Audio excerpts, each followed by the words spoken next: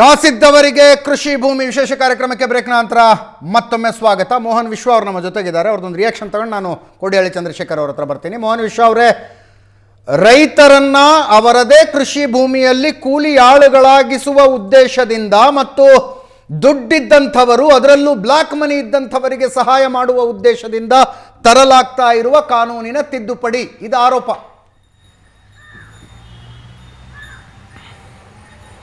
ಅಜಿತ್, ನಾವು ಈ ರೈತರ ವಿಚಾರದಲ್ಲಿ ಭಾವನಾತ್ಮಕವಾಗಿ ಇಷ್ಟು ವರ್ಷಗಳಿಂದ ಮಾತನಾಡ್ಕೊಂಡು ಬಂದಿದ್ದೇವೆ.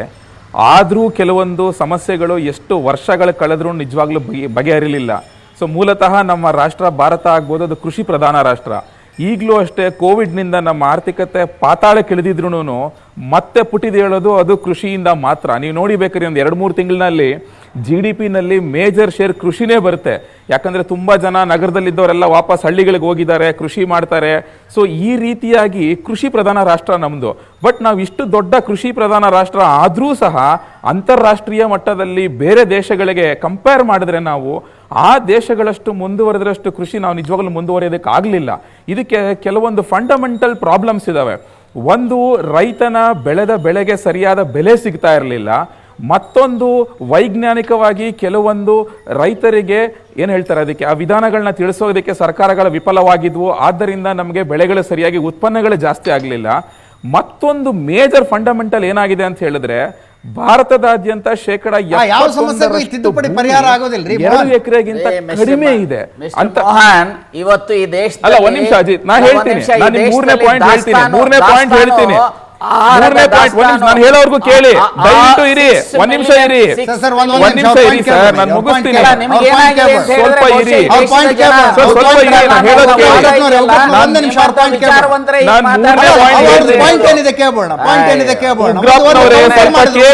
ತಾಳ್ಮೆ ಇರ್ಲಿ ನಿಮ್ಗೆ, ನೀವು ಮಾತಾಡ್ತಾ ಇದ್ದೀರಾ, ಸ್ವಲ್ಪ ತಾಳಿ. ದಾರಿ ತಪ್ಪಿಸೋದು ಬೇಡ, ರೈತರಿಗೆ ಬುದ್ಧಿವಂತ ಅಲ್ಲ, ನಿಮ್ಗೆ ಕೇಳಿ, ದಯವಿಟ್ಟು ಕೇಳಿ ಸರ್, ನೀವು ಕೇಳಿ ಸರ್, ನಾನು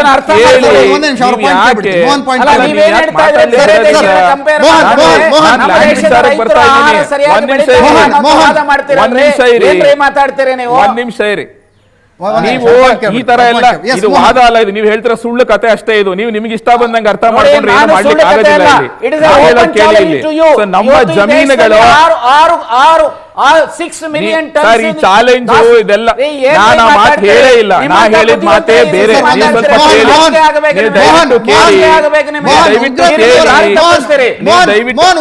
ನನಗೆ ಮಾತಾಡ್ಲಿಕ್ಕೆ ಅವಕಾಶ ಬೇಕು ಅಜಿತ್. ಈ ತರ ಮಧ್ಯ ಮುಗಿಸಿದ್ರೆ ಆಗೋದಿಲ್ಲ. ನಿಮ್ಮ ಪಾಯಿಂಟ್ ಇಡಿರಂತೆ ಅಜಿತ್, ನಾನು ಕಂಪ್ಲೀಟ್ ಮಾಡ್ಬೇಕು. ಉಗ್ರಪ್ಪನವರ ವಾದ, ನಮ್ಮ ರೈತ ಅದ್ಭುತವಾಗಿ ಕೃಷಿ ಮಾಡ್ತಾ ಇದ್ದಾನೆ ಅನ್ನುವ ಕಾರಣಕ್ಕಾಗಿ ದೇಶದಲ್ಲಿ ಸರ್ಪ್ಲಸ್ ಫುಡ್ ಗ್ರೇನ್ ಪ್ರೊಡ್ಯೂಸ್ ಆಗಿದೆ. ಅದನ್ನ ಅರ್ಥ ಮಾಡ್ಕೊಳ್ಳಿ. ಎಸ್, ನಾವು ಉತ್ತರ ತಗೋತೀನಿ ಅವ್ರ ಹತ್ರ. ಎಸ್ ಮೋಹನ್. ಅಲ್ಲ ಅಜಿತ್, ಆದ್ರೂ ಅಷ್ಟೇ ನಾವು ರಫ್ತಿನ ವಿಚಾರದಲ್ಲಿ ಯಾಕಾಗಾದ್ರೆ ಬೇರೆ ದೇಶಗಳಿಗಿಂತ ಹಿಂದುಳಿದಿದೀವಿ? ಯಾಕೆ ನಾವು ಬೇರೆ ದೇಶಗಳಿಗೆ ರಫ್ತು ಮಾಡ್ತಾ ಇಲ್ಲ? ಸೊ ನಾ ಹೇಳೋದು ಏನು ಅಂತ ಹೇಳಿದ್ರೆ, ನಿಮಗೆ ಇಲ್ಲಿ ಸಣ್ಣ ಸಣ್ಣ ಭೂಮಿಗಳು ತುಂಬಾ ಹರಿದು ಹಂಚು ಹೋಗಿರೋದ್ರಿಂದ ನೀವು ಈ ಲ್ಯಾಂಡ್ ಕನ್ಸಾಲಿಡೇಷನ್ ಆಗ್ಲಿಲ್ಲ ಅಂತ ಹೇಳಿದ್ರೆ ನಿಮಗೆ ರೈತರ ಉತ್ಪನ್ನಗಳು ದ್ವಿಗುಣ ಆಗೋದಾಗ್ಬೋದು, ಜಾಸ್ತಿ ಆಗ್ಬೋದು, ಆಗೋದಿಲ್ಲ. ಮತ್ತೆ ವಿದ್ಯಾವಂತರು ಕೃಷಿ ಮಾಡ್ಲಿಕ್ಕೆ ಬರ್ಬೇಕಿಲ್ಲಿ. ಅರ್ಥ ಆಯ್ತಲ್ವಾ? ಈಗ ನೀವೇ ನೋಡಿ, ಕೃಷಿ ಸಮಸ್ಯೆಗಳಿದಾವೆ ಸರ್. ಈಗ ಲ್ಯಾಂಡ್ ಕನ್ಸಾಲಿಡೇಷನ್ ಅಂದ್ರೆ ಏನರ್ಥ ಸರ್? ನಮ್ಮಲ್ಲಿ ಸಣ್ಣ ಹಿಡುವಳಿದಾರರ ಸಂಖ್ಯೆ ತುಂಬಾ ಜಾಸ್ತಿ ಇದೆ. 100 ಕುಟುಂಬಗಳು ಸೇರಿದ್ರೆ 200 ಎಕರೆ ಜಮೀನು ಆಗುವಂತದ್ದು ಎಲ್ಲ ಹಳ್ಳಿಗಳಲ್ಲಿ ನಾವು ನೋಡ್ತೀವಿ. ಸಣ್ಣ ಹಿಡುವಳಿದಾರ ರಾಜ್ಯ ಬಿಡಿ, ಬೇರೆ ರಾಜ್ಯಗಳಲ್ಲಿ ಇದೆಯಲ್ವಾ? ಹಾಗಾದ್ರೆ ಬೇರೆ ರಾಜ್ಯಗಳಲ್ಲಿ ಹಾಗಾದ್ರೆ 200 ಎಕರೆ ಒಬ್ಬ ಹಾಗಾದ್ರೆ ನೀವೇ ಹೇಳಿ, ಮಹಾರಾಷ್ಟ್ರದಲ್ಲಿರುವಂತ ಈ ತಿದ್ದುಪಡಿನ ನೀವು ವಿರೋಧ ಮಾಡ್ತೀರಾ? ಹಾಗಾದ್ರೆ ಉಗ್ರಪ್ಪನವರೇ, ಮಹಾರಾಷ್ಟ್ರದಲ್ಲಿ ಆಲ್ರೆಡಿ ಈ ಕಾನೂನು ಇದೆಲ್ಲ ವಿರೋಧ ಮಾಡ್ತೀರಾ ನೀವು? ಇಡೀ ರಾಷ್ಟ್ರಕ್ಕೆ ಅತ್ಯಂತ ಪ್ರಗತಿ ಪರವಾಗಿರ್ತಕ್ಕಂಥ ಫಾಲೋ ಮಾಡಬೇಕಾಗತ್ತೆ. ಅವ್ರು ನಮ್ಮನ್ನು ಫಾಲೋ ಮಾಡಬೇಕಾಗತ್ತೆ. ಸುಪ್ರೀಂ ಕೋರ್ಟ್ ವರೆಗೂ ಹೋಗಿ ಬಂದಿದೆ ಈ ಕಾನೂನನ್ನ, ಅರ್ಥ ಮಾಡ್ಕೊಳ್ಳಿ. ಸುಪ್ರೀಂ ಕೋರ್ಟ್ ವಿರೋಧ ಮಾಡ್ತಾ ಇದ್ದೀರಾ? ಬೇರೆ ನಿಮಗೆ ಆಡಳಿತ ಇರುವಂತಹ ರಾಜ್ಯದ ಕಾನೂನ ವಿರೋಧ ಮಾಡ್ತಾ ಇದ್ದೀರಾ? ಮೋಹನ್, ಈಗ ಕೋಡಿಹಳ್ಳಿ ಚಂದ್ರಶೇಖರ್ ಮಾತಾಡ್ಲಿಕ್ಕೆ ಬಿಡ್ತಾ ಇಲ್ಲ. I want counter views Mohan, I want counter views. Kodihalli Chandrashekhar ಅವರು ಮೇಲ್ನೋಟಕ್ಕೆ ಹೆಂಗ್ ಕಾಣಿಸುತ್ತೋ ಹಂಗ ಒಳಗಿಲ್ಲ ಈ ಕಾನೂನು ಅಂತ ಹೇಳ್ತಾರೆ. Listen to his points then counter it. Yes, Kodihalli Chandrashekhar. ನೋಡಿ, ಸ್ವಾತಂತ್ರ್ಯದ ನಂತರ ಹಿಂದೆಯೂ ನಂತರವೂ ಈ ದೇಶ ಕೃಷಿಕರ ದೇಶ, ಕೃಷಿ ಪ್ರಧಾನವಾದಂಥ ದೇಶ. ಕೃಷಿಯ ಮೇಲೆಯೇ ಎಲ್ಲ ದೇಶದ ಅದೇ ನನ್ನ ಮೊದಲನೇ point, ಅದೇ ನಾನು ನಾವು ಹೇಳಿದ್ದು. ಬಿಲ್ಡ್ ಮಾಡಿರೋದು. ಅದು ಎಲೆಕ್ಟ್ರಿಸಿಟಿ ಇರ್ಬೋದು, ಮತ್ತೊಂದಿರ್ಬೋದು, ಪ್ರತಿಯೊಂದಕ್ಕೂ ಬಂಡವಾಳ ಕೃಷಿಯೇ ಆಗಿತ್ತು ಅನ್ನೋದನ್ನು ನಾವು ಮರಿಬಾರ್ದು. ಎರಡನೇದಾಗಿ ಇದು ಗ್ರಾಮ ಸ್ವರಾಜ್ಯದ ಕಲ್ಪನೆಯನ್ನು ಕಟ್ಟಿಕೊಂಡು ಎಲ್ಲ ರೀತಿಯಲ್ಲಿ ಕನಸುಗಳನ್ನು ಕಾಣ್ತಾ ಇದ್ವಿ. ಈ ಕನಸುಗಳ ಮೇಲೆ ನಮಗೆ ಇವತ್ತು ನೀರು ಎರಚಿದಂಗೆ ಆಗಿದೆ. ಮೂರನೇದಾಗಿ ಇವತ್ತು ಭಾರತ ಸರ್ಕಾರ ಇರ್ಬೋದು, ರಾಜ್ಯ ಸರ್ಕಾರಗಳಿರ್ಬೋದು, ಈ ಭೂ ಸುಧಾರಣಾ ಕಾಯ್ದೆಯನ್ನು ಯಾಕೆ ತರುವಂಥ ಪ್ರಯತ್ನವನ್ನು ಮಾಡಿದರು ಅನ್ನೋದಕ್ಕೆ ಇಲ್ಲಿ ಈಗಾಗಲೇ ಸೀಡ್ ಬಿಲ್ ನಡೆದೋಗಿದೆ, ಬೀಜ ಕಾಯಿದೆಯ ತಿದ್ದುಪಡಿಗಳು ನಡೆದಿದೆ. ಇದರ ಜೊತೆಗೆ ಈಗಾಗಲೇ ಭೂ ಸುಧಾರಣಾ ಕಾಯ್ದೆ ಜೊತೆಗೆ ಮಾರುಕಟ್ಟೆ ಕಾಯ್ದೆ ತಿದ್ದುಪಡಿಯಾಗಿದೆ. ಅಂದರೆ ಇದು ದೇಶದ ಒಳಗಡಿನ ಕೈಗಾರಿಕೆಯ ಅಭಿವೃದ್ಧಿಗೆ ರೈತರು ಭೂಮಿಯನ್ನು ತಗೊಂತಾ ಇದ್ದಾರೆ ಅನ್ನೋದಷ್ಟೇ ವಿರೋಧ ಅಲ್ಲ, ಇದೊಂದು ಸಣ್ಣ ವಿಷಯ ಅಷ್ಟೇ. ಈಗ ವಾಮನಾಚಾರ್ಯ ಹೇಳ್ದಂಗೆ ನಾನು ಎಲ್ಲೋ 2 ಎಕರೆ ಜಮೀನು ತಗೊತಾ ಇದ್ದೀನಿ, ಅವಕಾಶ ಸಿಗ್ತಾ ಇದೆ ಅನ್ನೋದು ಅದು ಪ್ರಧಾನವಾದ್ದಲ್ಲ. ಆದರೆ ಇಲ್ಲಿ ಪ್ರಧಾನವಾದ್ದು ವಿದೇಶಿ ಕಂಪನಿಗಳಿಗೆ ಅವಕಾಶ ಮಾಡಿ ಕೊಡುವಂಥದ್ದು, ಕಾರ್ಪೊರೇಟ್ ಕಂಪನಿಗಳಿಗೆ ಅವಕಾಶ ಮಾಡಿ ಕೊಡುವಂಥದ್ದೇ ಈ ಕಾನೂನಿನ ಕೆಳಗಡೆ ಇರ್ತಕ್ಕಂಥ ಮೂಲ ಉದ್ದೇಶ. ಇದರ ಕೆಳಗಡೆನೆ ನಾವು ನೋಡಬೇಕಾಗಿರ್ತಕ್ಕಂಥ ಅಂಶ. ಮಾನ್ಯ ಅಶೋಕ್ ಅವರು ಮಾತಾಡ್ತಾ ಇದ್ರು, ರಾಜ್ಯದಲ್ಲಿ 22 ಲಕ್ಷ ಎಕರೆ ಭೂಮಿ ಇದೆ, ಪಾಳು ಬಿಟ್ಟಿದ್ದಾರೆ ಅಂತೇಳಿ. ಅಲ್ರಿ, ಸರ್ಕಾರ ನಡೆಸೋರಿಗೆ ತಿಳುವಳಿಕೆ ಇರ್ಬೇಕು ತಾನೆ. ಇಡೀ ರಾಜ್ಯದ ತಾಲೂಕ್ ಕೇಂದ್ರಗಳಲ್ಲಿ, ಹೋಬಳಿಗಳಲ್ಲಿ ಎಲ್ಲ ಕಡೆ ಕೃಷಿ ಇಲಾಖೆಗೆ ಸೇರಿದ ಭೂಮಿ ಇದೆ. ಯಾಕೆ ಇದೆ ಅಂದರೆ ಅದನ್ನು ಪ್ರಾಯೋಗಿಕವಾಗಿ ಬೆಳೆದು ರೈತರಿಗೆ ಪರಿಚಯ ಮಾಡಿಸ್ತಾ ಇದ್ರು, ಅದನ್ನು ಕೈ ಬಿಟ್ಟರು. ತೋಟಗಾರಿಕೆ ಇಲಾಖೆಯಲ್ಲಿ ತೋಟಗಾರಿಕಾ ಬೆಳೆಯನ್ನು ಬೆಳೆದು ರೈತರಿಗೆ ಸಮಾಜಕ್ಕೆ ಜಾಗೃತೆಯನ್ನು ಮೂಡಿಸ್ತಾ ಇದ್ರು, ಅವರು ಬೆಳೆಯೋದು ಕೈ ಬಿಟ್ಟರು. ಸರ್ಕಾರದ್ದೇ ಜಾಸ್ತಿ ಇದೆ ಅದರಲ್ಲಿ ಅಂತ. ಹೌದು, ಓಕೆ. ಆದ್ರೆ ನೀವು ಒಂದು ಮಾತು ಹೇಳಿದ್ರಲ್ಲ, ಕಾರ್ಪೊರೇಟ್ ಕಂಪನಿಗಳಿಗೆ ಜಮೀನು ಕೊಡುವ ಹುನ್ನಾರ ಇದು ಅಂತ. ಆ ಜಮೀನು ಕೊಡೋದು ಕರ್ನಾಟಕನೇ ಬರಬೇಕು. ವಾಮನಾಚಾರ್ಯ ಅವರು ಹೇಳ್ತಾರೆ, ತಮಿಳ್ನಾಡಿನಲ್ಲಿ ಯಾರು ಬೇಕಾದ್ರೂ ಹೋಗಿ ಜಮೀನು ತಗೋಬಹುದ್ರಿ, ಈ ಕಾನೂನಿನ ಅಡಿಯಲ್ಲಿ 2% ತಗೊಂಡಿಲ್ಲ ಅಲ್ಲಿ ಜಮೀನು ಯಾರು ತಗೊಳ್ಳದಿದ್ರೆ ತಮಿಳ್ನಾಡಿಗೆ ಹೋಗಿ ತಗೋತಾರೆ. ಈಗ ಪ್ರಾರಂಭ ಆಗ್ತಾ ಇರ್ತಕ್ಕಂಥದ್ದು ಈಗ ಜಾಸ್ತಿ ಈಗ ಸೀಡ್ ಬಿಲ್ ಚೇಂಜ್ ಆಗ್ತಾ ಇದೆ, ಈಗ APMC ಕಾಯ್ದೆ ಚೇಂಜ್ ಆಗ್ತಾ ಇದೆ. ಆಯ್ತಪ್ಪ, ನನ್ನ ಒಂದು ಪ್ರಶ್ನೆ, APMC ಕಾಯ್ದೆಗೂ ಕೇಂದ್ರ ಸರ್ಕಾರಕ್ಕೂ ಏನ್ ಸಂಬಂಧ? ಅದು ಸ್ಟೇಟ್ ಇಶ್ಯೂ. ನೀವೆಂಗ ತೀರ್ಮಾನ ತಗೊಂಡ್ರಿ ಅಂದ್ರೆ ಮೂಲ ಉದ್ದೇಶ ಇದೆಲ್ಲ ಒಂದೇ. ಕಾರ್ಪೊರೇಟ್ ಕಂಪನಿಗಳನ್ನ ಕರ್ಕೊಂಡ್ಬಂದು ರೈತರ ಕೃಷಿ ಭೂಮಿಯನ್ನ ಅವ್ರಿಗೆ ಕೊಡ್ಬೇಕನ್ನ ಮೂಲ ಉದ್ದೇಶವೇ ಇದ್ರ ಕಾರ್ಯಕ್ರಮ. ಇದರಿಂದ ಈಚೆಗೆ ಬರಬೇಕು ಅನ್ನೋದು ನಾಳೆ ದಿವಸ ಯಾವುದೇ ಕಾರಣಕ್ಕೆ ಜಾರಿಗೆ ಬರಬಾರ್ದು. ಅದಾನಿ ಅಂಬಾನಿ ಅಂತ ಕಂಪನಿಗಳು ಬಂದು ರೈತರಿಂದ ಕೃಷಿ ಭೂಮಿ ತಗೊಂಡು ಕೃಷಿ ಮಾಡೋದಕ್ಕೆ ಶುರು ಮಾಡ್ತಾರೆ. ಅದು ಹೆಂಗೋ ಏನೋ ಆ ಕಾರ್ಪೊರೇಟ್ ಕಂಪನಿಗಳ ಲಾಭ ಮಾಡ್ತಾರೆ ರೀ ಕೃಷಿಯಲ್ಲಿ. ಆ ತೊಗರಿನ ಕಾರ್ಪೊರೇಟೈಸೇಷನ್ ಮಾಡಿದ್ಮೇಲೆ ಒಳ್ಳೆ ಲಾಭನ ಅವ್ರು ಮಾಡ್ಕೊತಾ ಇದ್ದಾರೆ. ಹಾಗೆ ಉಳಿದಿದ್ದೆಲ್ಲ ಬೆಳೆಗಳಿಗೂ ಆಗುತ್ತೆ. ಅಪಾಯ ಕಾಣಿಸ್ತಾ ಇದೆ ರೈತನಿಗೆ. ಕಾರ್ಪೊರೇಟ್ ಕಂಪನಿಗಳನ್ನು ದೇಶದ್ರೋಹಿ ಕ್ಯಾಬಿನೆಟ್ನಲ್ಲಿ ನಿಲ್ಲಿಸಬೇಡಿ. ಅವರು ಕೂಡ ಈ ದೇಶದವರೇ. ಅವರ ವ್ಯವಹಾರದಿಂದ ಬಡ ಕೃಷಿಕನಿಗೆ ಏನು ಎಫೆಕ್ಟ್ ಆಗುತ್ತೆ ಅನ್ನೋದು ಬಡ ಕೃಷಿಕನಿಗೆ ಅನುಕೂಲ ಆಗಲಿ ಅಂತಲೇ ಈ ನಿಯಮ ತಂದಿರೋದು. ಒಬ್ಬ ಬಡ ಕೃಷಿಕ ಇದ್ದಾನೆ, ಅವನು ಜಮೀನು ಮಾರಕ್ಕೆ ಹೋದರೆ 60,000 70,000ಕ್ಕೆ ಸೇಲ್ ಆಗ್ತಾ ಇದೆ, 1 ಲಕ್ಷಕ್ಕೆ ಸೇಲ್ ಆಗ್ತಾ ಇದೆ. ಇವತ್ತು ನಾಳೆ ನೀವು ಓಪನ್ ಮಾಡಿದ್ರಿ, ಒಬ್ಬ 1 ಎಕರೆ ಮಾರಲಿ ಅಂತ ರೈತರು 1 ಎಕರೆ ಜಮೀನಿದೆ, 1 ಎಕರೆ ಜಮೀನಿದೆ, ಅವನಿಗೆ ಬದುಕಕ್ಕೆ ಆಗ್ತಾ ಇಲ್ಲ. ಅವನಿಗೆ ಆ ಜಮೀನು ಮಾರ್ಲಿಕ್ಕೆ ಆಗದೆ ಇದ್ರೆ ಅವನು ಒಂದು ವಿಷ ಕುಡಿಬೇಕು, ಇಲ್ಲದೆ ಇದ್ರೆ ಊರ್ಲ್ ಹಾಕೋಬೇಕು. ಈ ಪರಿಸ್ಥಿತಿ ಹಳ್ಳಿಯಲ್ಲಿ ಎಷ್ಟೊಂದು ರೈತರಿಗಿದೆ. Less than 1 acre. ನಾವು those who want to get rid of your agriculture land, please get rid. ಇಲ್ಲದೆ ಇದ್ರೆ ಖಾಲಿ ಅವ್ರಿಗೆ ಏನೂ ಮಾಡಕ್ಕಾಗ್ತಾ ಇಲ್ಲ. ಅವ್ರಿಗೆ ನೀವು ಯಾಕೆ ಊರ್ಲ್ ಹಾಕ್ತಾ ಇದ್ದೀರಿ? ಓಕೆ. ಯಾರು ಗ್ರಾಮೀಣ ಭಾಗದಲ್ಲಿ ನನಗೆ ಅಗ್ರಿಕಲ್ಚರ್ ಮಾಡೋದು ಕಷ್ಟ, ನನಗೆ 1 ಲಕ್ಷ ಕಷ್ಟ ಇಲ್ಲ ಸರ್, ದಯಮಾಡಿ ಅದನ್ನ ಸರ್, ಸರ್, carry ಒಂದೇ ಆಗ್ಬಾರ್ದು. ಒಂದೇ ನಿಮಿಷ. ಇಲ್ಲ ಖಂಡಿತ ಅಲ್ಲ, ಅದು ಸರ್, ಸರ್, ಇಲ್ಲ ಒಂದೇ ಸರ್, ನಿಮಿಷ, ಒಂದೇ ನಿಮಿಷ, ಒಂದೇ ಇಲ್ಲ ನಿಮಿಷ. ಅದು ಸರ್, ಮತ್ತೆ ಅದು ಯಾಕೆ ಮುಂದುವರೆದು ಸರ್, ಹೋಗ್ತಾ ಇದೆ. ಅದು ನಾನು ವಿಷಯ. ರೈತರ ಕಷ್ಟ ಸುಖಗಳನ್ನು ಬಹಳ ಹತ್ತಿರದಿಂದ ನೋಡಿದ್ದೇನೆ ಸರ್, ಬಹಳ ಹತ್ತಿರದಿಂದ ನಾನು ಕೂಡ ನೋಡಿದ್ದೀನಿ. ಕೆಲಸ ಮಾಡ್ತಾ ಇದ್ದಾರೆ, ನೀವು ಹೇಳುವಂತದ್ದು ನಿಮಗಿರುವ ಸಣ್ಣ ಹಿಡುವಳಿಯಲ್ಲಿ ಕೃಷಿ ಮಾಡೋದಕ್ಕಾಗೋದಿಲ್ಲ ಅಂದ್ರೆ ಒಳ್ಳೆ ರೇಟ್ ಬಂದ್ರೆ ಕೊಟ್ಟು ಓಕೆ. ಕೊಟ್ಟ ನಂತರ ಕೂಡ ಅವನ ಜೀವನ ಏನ್ ಬರ್ಬಾದ್ ಆಗಲ್ಲ. ಓಕೆ. ಅವನ್ ಎಲ್ಲೋ ಒಂದ್ ಮನೆ ಕಟ್ಸ್ಕೊಳ್ತಾನೆ, ಇನ್ನೇನೋ ಮಾಡ್ತಾನೆ. ಇವತ್ತು ಹಳ್ಳಿಯಿಂದ ಕೋಟಿಗಟ್ಟಲೆ ಜನ ಶಹರಗಳಿಗೆ ಬಂದು ಕೆಲ್ಸಕ್ಕೆ ನಿಲ್ಲುವಂತ ಪರಿಸ್ಥಿತಿ ಯಾಕೆ ಬಂತು ಅಂದ್ರೆ ಅಷ್ಟೊಂದು ಜನರಿಗೆ ಹಳ್ಳಿಯಲ್ಲಿ ಜಮೀನು ಮಾಡುವಂತ ಸಸ್ಟೈನಬಿಲಿಟಿ ಇಲ್ಲ. ಮತ್ತು ಇನ್ನು ಕೆಲವರಿಗೆ ಜಮೀನು ತಗೊಳಕ್ಕೆ ಆಗಲ್ಲ, ಯಾಕೆಂದ್ರೆ ಅವರಿಗೆ ಆಲ್ರೆಡಿ ಅಗ್ರಿಕಲ್ಚರಿಸ್ಟ್ ಇಲ್ಲ. Okay okay. ಹೀಗಿರೋದ್ರಿಂದ ಈ ಪಾಯಿಂಟ್ ಒಪ್ಕೊಳ್ತೀರಾ ನೀವು? 2-3 ಎಕರೆ ಇಟ್ಕೊಂಡು ಇಡೀ ಕುಟುಂಬ ಯಾಕೆ ಒದ್ದಾಡ್ತೀರಿ? ರೇಟ್ ಚೆನ್ನಾಗಿ ಬರುತ್ತೆ, ಈ ಕಾನೂನಿನ ತಿದ್ದುಪಡಿ ಆಗಿರೋದ್ರಿಂದ ಮಾರಿ, ಅದನ್ನ ಮಾರಿ ಇನ್ನೆಲ್ಲೋ ಇನ್ವೆಸ್ಟ್ ಮಾಡ್ಕೊಂಡು ಬೇರೆ ದಾರಿ ಕಂಡ್ಕೊಳ್ಳಿ ಅಂತ. ಅಜಿತ್, ನಾನು ಆಗ್ಲಿಂದ ಇದೇ ವಿಷಯನೇ ಹೇಳ್ತಾ ಇರೋದು. ನಾನು ನಿಜವಾಗ್ಲೂ ಅಷ್ಟೇ ಕೃಷಿ ಭೂಮಿಯನ್ನ ಕೃಷಿಯೇತರ ಚಟುವಟಿಕೆಗಳಿಗೆ ಯೂಸ್ ಮಾಡಿದ್ರೆ ಅದಕ್ಕೆ ನನ್ನ ಅಪೋಸಿಷನ್ ಇದೆ, ನಾನು ಅದನ್ನ ಸಪೋರ್ಟ್ ಮಾಡ್ತಾ ಇಲ್ಲ. ನಾ ಹೇಳ್ತಾ ಇರೋದು ಕೃಷಿ ಭೂಮಿಯನ್ನ ಕೃಷಿ ಚಟುವಟಿಕೆಗಳಿಗೆ ಯೂಸ್ ಮಾಡಬೇಕು. ಆದ್ದರಿಂದ ಇವಾಗಿರೋ ರೈತರ ಜೊತೆಗೆ ಬೇರೆ ಯುವಕರಾಗ್ಬೋದು ಅಥವಾ ಸಿಟಿನಲ್ಲಿರೋರಾಗ್ಬೋದು, ಅವರು ಬಂದು ಅಗ್ರಿಕಲ್ಚರ್ ಮಾಡಬೇಕು ಅನ್ನೋದು ಒಂದೇ ನಮ್ಮ ಆಶಯ ಅಷ್ಟೇ. ವಾಮನಾಚಾರ್ಯ ಅವರು ಹೇಳ್ದಂಗೆ ತುಂಬಾ ಜನ ಇದ್ದಾರೆ, ಅವ್ರ ಹತ್ರ ಕೃಷಿ ಭೂಮಿ ಇದೆ, ಆದ್ರೆ ಭೂಮಿನಲ್ಲಿ ಬೆಳೆ ತೆಗಿಲಿಕ್ಕೆ ಬೇಕಾದಂತಹ ಹಣ ಇಲ್ಲ, ಇನ್ವೆಸ್ಟ್ಮೆಂಟ್ ಇಲ್ಲ. ಕೃಷಿ ಭೂಮಿ ತಗೊಂಡ ಮೇಲೆ ಅದನ್ನ ಏನ್ ಮಾಡ್ತಾನೆ ಅನ್ನೋದ್ರ ಮೇಲೆ ಏನ್ ಕಂಟ್ರೋಲ್ ಇರುತ್ತೆ ಸರ್ಕಾರಕ್ಕೆ?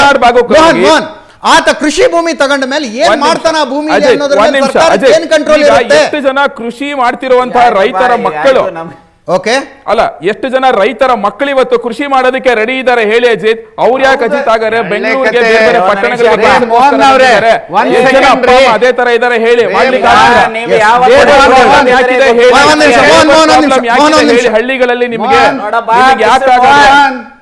ಯಾವ ಗರಡಿ ಅನ್ನೋದು ನೀವು ಯಾವ್ದನ್ನ ಡಿಫೆಂಡ್ ಮಾಡ್ತೀರಿ ಅನ್ನೋದು ನನಗೆ ಗೊತ್ತಿದೆ.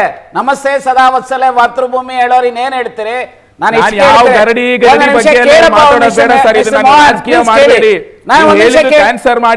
ಒಂದ್ ನಿಮಿಷ ಕೇಳ್ರಿ. ಈಗ 79A and B ಕರ್ನಾಟಕ ಬಿಟ್ಟು ಬೇರೆ ರಾಜ್ಯಗಳಲ್ಲಿ ಇಲ್ಲ. ಬೇರೆ ರಾಜ್ಯಗಳಲ್ಲಿ ಎಷ್ಟು ಜನ ನೀವ್ ಹೇಳಿದ ವಾದದ ರೀತಿಯಲ್ಲಿ ಅಲ್ಲಿ ಬಂದು ಅಗ್ರಿಕಲ್ಚರ್ ಅನ್ನ ಇಂಪ್ರೂವ್ ಮಾಡಿದ್ದಾರೆ ಹೇಳ್ತೀರೇನ್ರಿ? ಇದು ಒಂದು. ಎರಡನೇದು ನಿಮ್ಗೊಂದು ಉದಾಹರಣೆ ಇಲ್ಲ ಹತ್ತಿರದಲ್ಲಿ ಹೇಳ್ತೇನೆ, ತಾಳ್ಮೆ ಇರ್ಲಿ.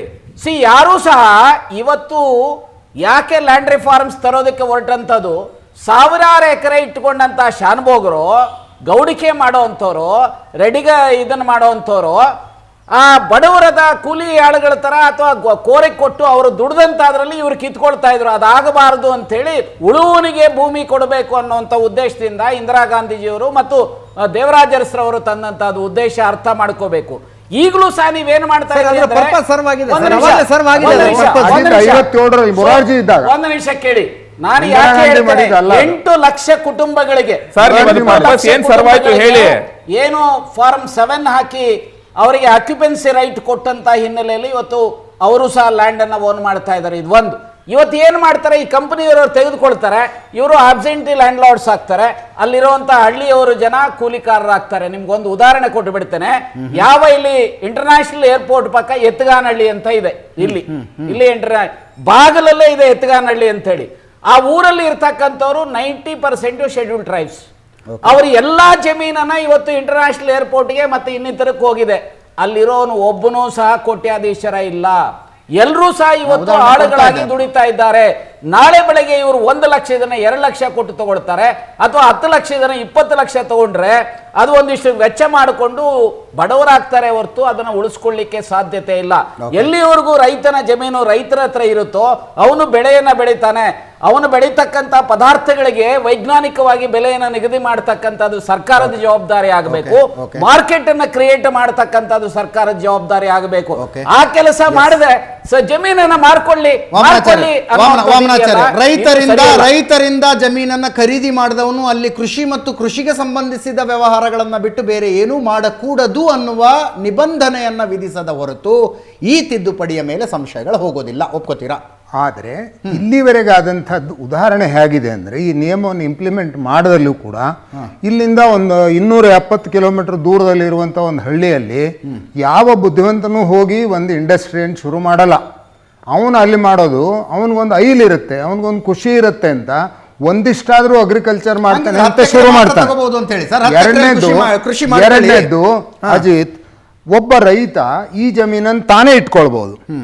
ಮಾರಿದ್ರು ಕೂಡ ತಗೊಳ್ಳೋವಂಥವ್ರು 5 ಎಕರೆ 3 ಎಕರೆ ಹಳ್ಳಿಯಲ್ಲಿ ತಗೊಳಕ್ ಹೋಗೋರು, ಅವರು ಅಲ್ಲೇನೋ ಒಂದು ಹಸಿರು ಮಾಡಬೇಕು, ಅಲ್ಲಿ ತಾನೂ ಒಂದಿಷ್ಟು ಏನೋ ಮರಗಳನ್ನು ಹಣ್ಣುಗಳನ್ನು ಬೆಳಿಬೇಕು ಅಂತ ಯೋಚಿಸಿ ಹೆಚ್ಚು ಇನ್ವೆಸ್ಟ್ಮೆಂಟ್ ಮಾಡ್ತಾನೆ. ಹಸಿರಿಗೆ ಹೆಚ್ಚು ಇನ್ವೆಸ್ಟ್ಮೆಂಟಿನ ಅವಶ್ಯಕತೆ ಇದೆ ಇವತ್ತು. ಇದಲ್ದೇನೆ ಈಗೇನಾಗಿದೆ ಅಂದರೆ ಅಪ್ಪ ರೈತ ಅಂದರೆ ಮಗನೂ ರೈತ, ಇದು ಒಂಥರ ಜಾತಿ ಪದ್ಧತಿಯಾಗಿ ಕೂತ್ಬಿಟ್ಟಿದೆ. ಅವನಿಗಷ್ಟೇ ಇನ್ನೊಂದ್ರ ಜಮೀನನ್ನು ತಗೊಳ್ಳೋವಂಥ ಹಕ್ಕು ಬರುತ್ತೆ. ಈಗ ನನ್ನಂಥವ್ರು ಏನು ಅಂದರೆ ಜಮೀನು ನನ್ನ ಹೆಸರಿಗೆ ಇಲ್ಲ ಅಂದರೆ ನಾನು ಜಮೀನು ತಗೊಳ್ಳೋ ಹಂಗೆ ಇಲ್ವಾ?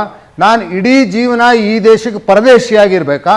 ನಾವು ಮಾರ್ತಿರೋ ಜಮೀನು ಪಾಕಿಸ್ತಾನದವ್ರಿಗಲ್ಲ, ಇಲ್ಲೇ ಪಕ್ಕದ ಮನೆಯಲ್ಲಿರುವಂಥ ಆ ಹಳ್ಳಿಯಿಂದ ಶಹರಕ್ಕೆ ಬಂದು IT ಮಾಡಿ ಒಂದಿಷ್ಟು ಏನೋ ಹಣವನ್ನು ಮಾಡ್ಕೊಂಡಂತ ಅವನಿಗೆ. ಇದಕ್ಕೆ ಯಾಕೆ ನೀವು ಅಡ್ಡ ಬರ್ತಾ ಇದ್ದೀರಿ? ಇದರಿಂದ ದೇಶದ ಪ್ರಗತಿ ಆಗತ್ತೆ, ರೈತರಿಗೆ ಒಳ್ಳೆ ಬೆಲೆ ಸಿಗತ್ತೆ, ಮತ್ತು ಹಳ್ಳಿಯ ಜೀವನ ಕೂಡ ಒಂದಿಷ್ಟು ಸುಶಿಕ್ಷಿತರು ಒಂದಿಷ್ಟು ಜನ ಹೋದ್ರು ಅಂದ್ರೆ ಹೊಸ ಹೊಸ ಪ್ರಯೋಗಗಳು, ಹೊಸ ಸಾಧ್ಯತೆಗಳು ಓಪನ್ ಅಪ್ ಆಗ್ತವೆ, ಹೊಸ ರೈತರು ನಿರ್ಮಾಣ ಆಗ್ತಾರೆ. ಚಂದ್ರಶೇಖರ್, ಈ ದೇಶದಲ್ಲಿ ಬೇರೆ ಯಾರಿಗೂ ಇಲ್ಲದೆ ಇರೋ ನಿಬಂಧನೆ ರೈತನಿಗೆ. ಬೇರೆ ಎಲ್ಲರೂ ತನ್ನ ಆಸ್ತಿನ ಯಾರಿಗೆ ಮಾರಬಹುದು ಅನ್ನೋದನ್ನ ಡಿಸೈಡ್ ಮಾಡಬಹುದು, ರೈತ ಮಾತ್ರ ಒಬ್ಬ ರೈತನ್ನೇ ಹುಡುಕೊಂಡು ಹೋಗ್ಬೇಕು. ನೋಡಿ, ಭೂಮಿ ಉಳ್ಕೊಂಡಿರೋದೇ ಅದಕ್ಕೆ, ಅದೇ ಕಾರಣಕ್ಕೆ. ಕೃಷಿ ಭೂಮಿ, ಯೋಗ್ಯವಾದ ಭೂಮಿ ಇವತ್ತ ದೇಶದಲ್ಲಿ ಉಳಿದಿದೆ ಅಂದ್ರೆ ಅದೇ ಕಾರಣಕ್ಕೆ. ನಾವು ಕೈಗಾರಿಕೆಯನ್ನ ವಿರೋಧ ಮಾಡ್ತಾ ಇಲ್ಲ. ಅದೇ ಕುಮಾರಸ್ವಾಮಿ ಯಡಿಯೂರಪ್ಪ ಸರ್ಕಾರದಲ್ಲಿ 2 ಲಕ್ಷ ಎಕರೆ KIDB ಅಕ್ವಿಜೇಷನ್ ಮಾಡುತ್ತೆ. ಆ ಭೂಮಿ ಏನಾಯ್ತು? ಕೈಗಾರಿಕೆ ಆಗಿದೆಯಾ? ಬೆಂಗಳೂರು ರಿಯಲ್ ಎಸ್ಟೇಟ್ಗೆ ಬಳಕೆ ಆಯಿತು. ಇವತ್ತು ಕೂಡ ಅಂಥದ್ದೇ ಅವಕಾಶಗಳನ್ನು ಕ್ರಿಯೇಟ್ ಮಾಡ್ತಾ ಇದೆ. ಇದ್ರ ಜೊತೆಗೆ ನೀವೆಲ್ಲ ತರ್ಕ ಮಾಡ್ತಾ ಇದ್ರಿ, ರೈತನ ಹತ್ರ ದುಡ್ಡಿಲ್ಲ, ರೈತನಿಗೆ ಸಹಾಯ ಅವನು ಮಾಡೋಕ್ಕಾಗ್ತಾ ಇಲ್ಲ ಅಂತೇಳಿ. ಇದೆಲ್ಲ ಪ್ರಶ್ನೆ. ಈ ದೇಶಕ್ಕೆ ಏನು ಬೇಕೋ ಅದಕ್ಕಿಂತ ಹೆಚ್ಚು ಬೆಳೆದಿದ್ದೀವಿ. ನಮ್ಮ ಸ್ನೇಹಿತರು ಮಾತಾಡ್ತಾ ಇದ್ರು, ಎಕ್ಸ್ಪೋರ್ಟ್ ಯಾಕೆ ಆಗ್ತಾ ಇಲ್ಲ ಅಂತ.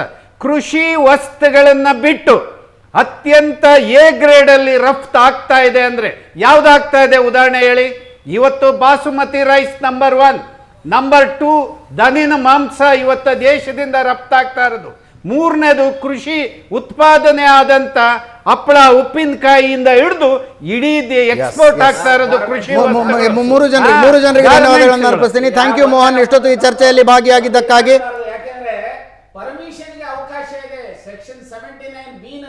ಪರ್ಮಿಷನ್ ತಗೊಳ್ಳಿ, ಅವಕಾಶ ಇದೆ.